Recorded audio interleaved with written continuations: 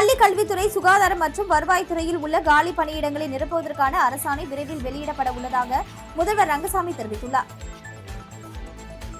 இது தொடர்பாக பேசிய முதலமைச்சர் ரங்கசாமி, தேசிய ஜனநாயக கூட்டணி ஆட்சி அமைந்ததில் இருந்து கடந்த 5 ஆண்டுகளில் பல்வேறு திட்டங்கள் நிறைவேற்றப்பட்டுள்ளது.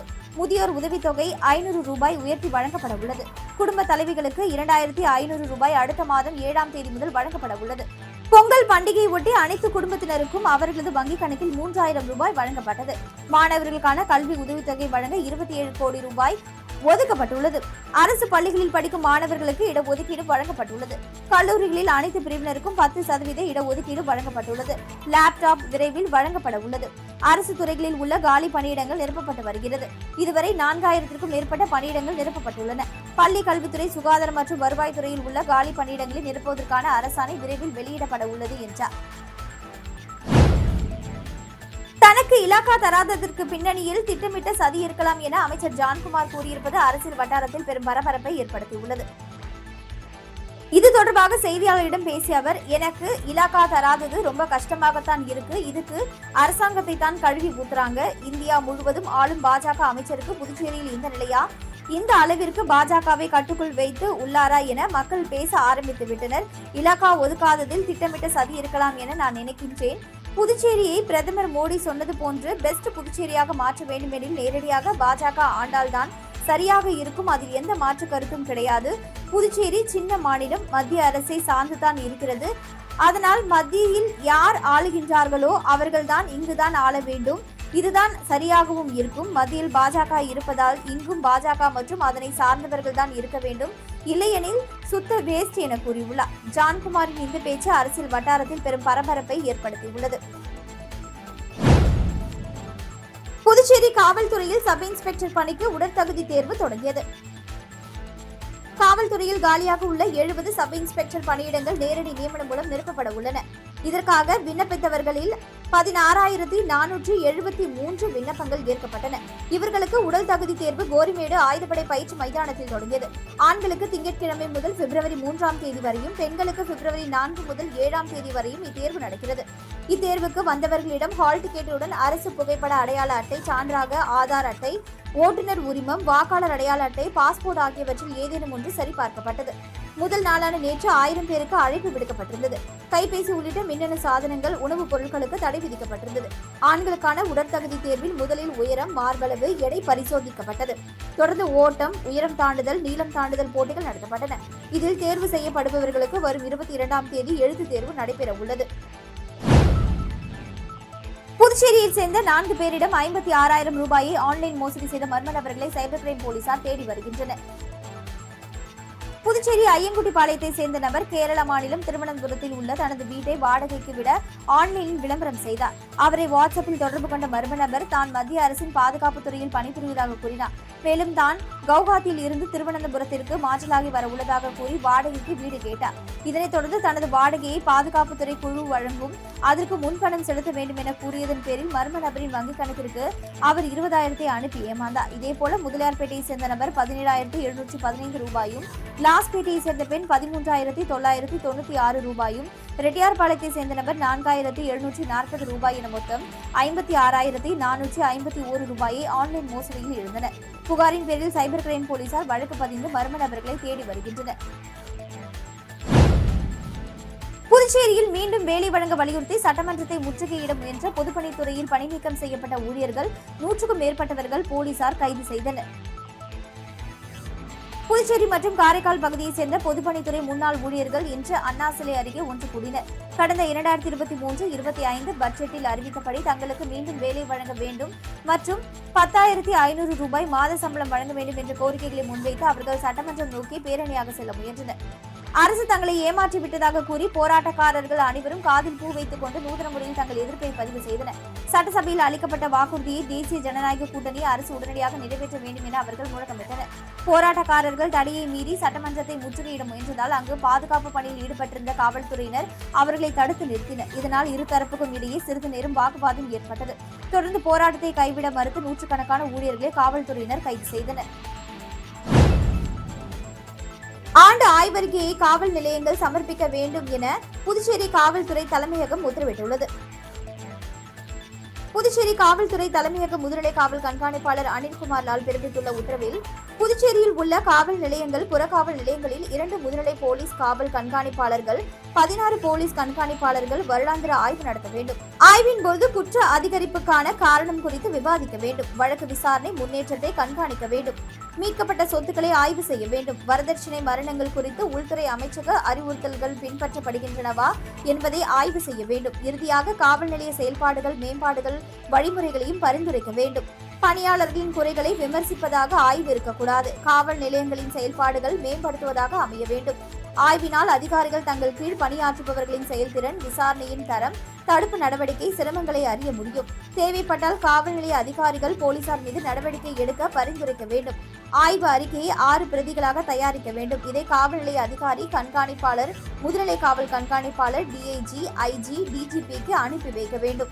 இந்த ஆய்வை பிப்ரவரி 15ஆம் தேதிக்குள் முடித்து மார்ச் 15ஆம் தேதிக்குள் அதிகாரிகளிடம் சமர்ப்பிக்க வேண்டும் என குறிப்பிடப்பட்டுள்ளது. பாகூர் அடுத்த சோரியாங்குப்பம் தென்பெண்ணை ஆற்றில் நடந்த ஆற்று திருவிழாவில் திரளான பொதுமக்கள் பங்கேற்றனர். பாகூர் அடுத்த சோரியாங்குப்பம் தென்பெண்ணை ஆற்றில் பொங்கல் பண்டிகையின் 5ஆம் நாளில் ஆற்று திருவிழா எனப்படும் நதி தீர்த்தவாரி நடைபெறும். அதன்படி இந்த ஆண்டிற்கான ஆற்று திருவிழா நேற்று நடந்தது. இதில் பாகூர் மூலநாதர், லட்சுமி நாராயண பெருமாள், குருவிநத்தம் கிருஷ்ணன், திருப்பனம்பாக்கம் முத்துமாரியம்மன், சோரியாங்குப்பம் செடல் செங்கல்நீர் அம்மன், அரங்கனூர் ஏரமுடி ஐயனார் உள்ளிட்ட பல்வேறு கோவில்களில் சுவாமிகள் எழுந்தருளி அருள் பாலித்தனர். விழாவில் பாகூர், தவளக்குப்பம், அரியாங்குப்பம் மற்றும் தமிழக பகுதியில் இருந்து ஆயிரக்கணக்கான பக்தர்கள் கலந்து கொண்டு சுவாமி தரிசனம் செய்தனர். ஆற்றில் நீராடி தாங்கள் கொண்டு வந்த உணவை குடும்பத்துடன் அமர்ந்து உண்டு மகிழ்ந்தனர். புதுச்சேரியில் 3 மாத்திரைகள் குறிப்பிட்ட தரத்தில் இல்லாத நிலையில் அவற்றை விற்பனை செய்ய அரசு தடை விதித்துள்ளது.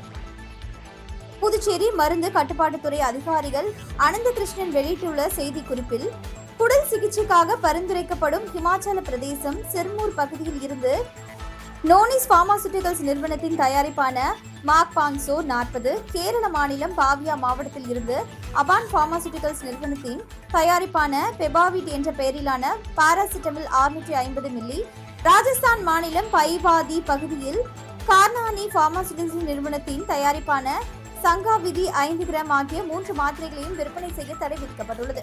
இந்த மாத்திரைகளை மருந்து கடைகளில் விற்பனை செய்யக்கூடாது. மேலும் மருந்து கடைகளில் உள்ள இருப்புகளின் நிலவரத்தை மருந்து கட்டுப்பாடு துறைக்கு தெரிவிக்க வேண்டும். தகவல் அளித்துவிட்டு இருப்புகளை தயாரிப்பாளர்களுக்கு திருப்பி அனுப்ப வேண்டும் என குறிப்பிடப்பட்டுள்ளது.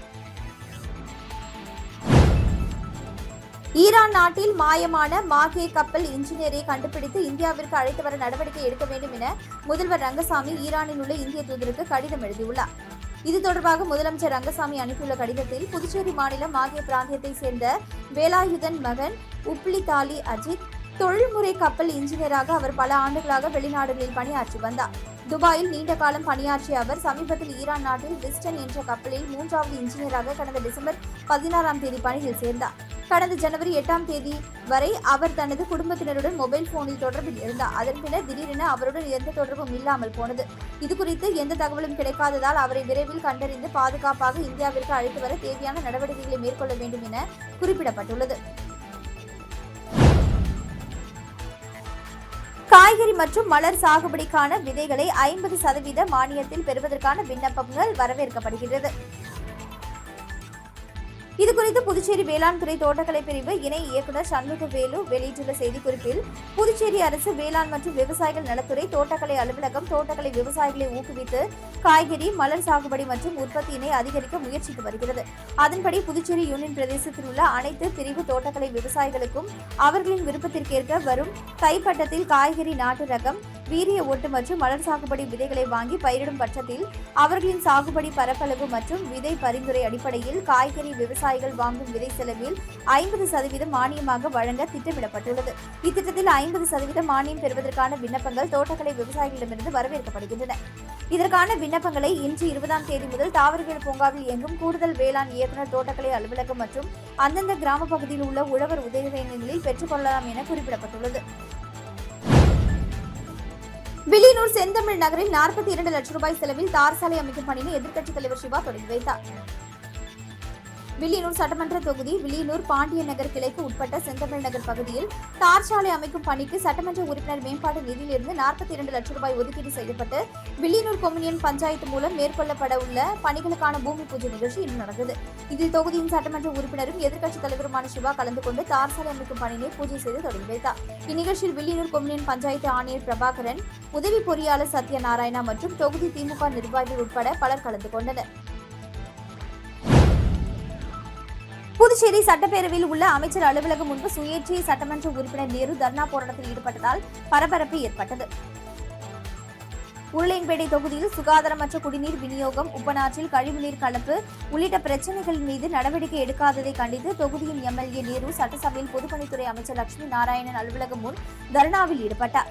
பின்னர் பொதுப்பணித்துறை அதிகாரிகள் எம்எல்ஏவிடம் பேச்சுவார்த்தை நடத்தினர். அப்பொழுது அவர் கடந்த 3 ஆண்டாக தொகுதியில் பொதுப்பணித்துறை சார்பில் மேற்கொள்ளப்படும் பணிகள் குறித்து பலமுறை தலைமை பொறியாளரிடம் கோரிக்கை விடுத்தும் கண்டுகொள்வதில்லை. சுகாதாரமற்ற குடிநீரால் மக்கள் நோய்வாய்ப்பட்டு இருக்கின்றனர். கழிவுநீரால் கொசுக்கடி, சுவாச கோளாறுகள், சிறுநீரக நோய்கள் ஏற்படுகின்றது. உப்பனாற்றில் நேரடியாக கழிவுநீரை விடுவது ஏன், டெண்டர் விட்டும் பணிகளை மேற்கொள்ளாதது ஏன் என கேள்விகளை எழுப்பினார். அவரிடம் அமைச்சரின் தனி செயலர் விஸ்வநாதன் அளித்த வாக்குறுதியை ஏற்று நேரு எம்எல்ஏ தனது போராட்டத்தை முடித்துக் கொண்டார். புதுச்சேரியில் நடைபெற்று வரும் குணா குகை கண்காட்சியை காண திரளான பொதுமக்கள் படையெடுத்து வருகின்றனர். புதுச்சேரியில் தற்பொழுது குணா குகை கண்காட்சி நடந்து வருகிறது. இது முருகா தியேட்டருக்கு பின்னால் உள்ள அரசு கண்காட்சி மைதானத்தில் அமைக்கப்பட்டுள்ளது.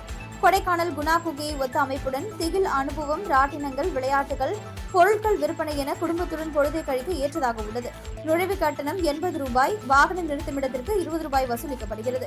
இதில் சிறப்பம்சமாக கொடைக்கானல் குணா குகை போன்ற அமைப்பு, திகில் குகை, இயந்திர மிருகங்கள், நீர்வீழ்ச்சி போன்ற அமைப்புகள், குழந்தைகளுக்கான விளையாட்டுகள், ராட்டினங்கள், ஸ்னோபால், ஐஸ்கிரீம் போன்ற வசதிகள், பல்வேறு பொருட்கள் வாங்குவதற்கான கடைகள், 57 வகையான உணவுகள் கொண்ட ஸ்டால்கள் என பிரம்மாண்டத்துடன் இப்பகுதியில் கண்காட்சி அமைக்கப்பட்டுள்ளது. கண்காட்சியானது வருகின்ற 26ஆம் தேதியுடன் நிறைவடைய உள்ளதால் பொதுமக்கள் தங்கள் குடும்பத்துடன் கலந்து கொண்டு பிள்ளைகளின் சந்தோஷத்தை காண இங்கு படையெடுத்து வருகின்றனர். வீராம்பட்டினம் அருள்மிகு ஸ்ரீ செங்கழுநீர் ஆலயத்தில் திருக்குட நன்னீராட்டு பெருவிழா பத்திரிகைக்கு சிறப்பு பூஜைகள் செய்து வழங்கப்பட்டது. வீராம்பட்டினத்தில் பிரசித்தி பெற்ற செங்கழுநீர் அம்மன் கோவிலில் சுமார் 24 ஆண்டுகளுக்கு பிறகு மகா கும்பாபிஷேக விழா வரும் பிப்ரவரி 12ஆம் தேதி வியாழக்கிழமை நடைபெறுகிறது. அதனை முன்னிட்டு திருப்பணிகள் வெகு சிறப்பாக நடைபெற்று வருகிறது. அதனைத் தொடர்ந்து கும்பாபிஷேக விழா பத்திரிகை அனைவருக்கும் வழங்குவதற்கான சிறப்பு பூஜை நடைபெற்றது.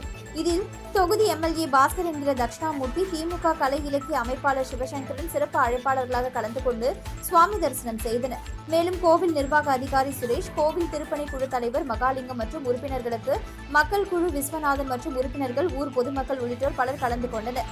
மேலும் முதலமைச்சர் ரங்கசாமி தனது சொந்த செலவில் கோவில் திருப்பணிக்காக 2 லட்சம் ரூபாய் ரொக்க பணத்தினை பாஸ்கர் எம்எல்ஏ தலைமையில் கோவில் திருப்பணி குழு மற்றும் மக்கள் குழு முன்னிலையில் வழங்கப்பட்டது.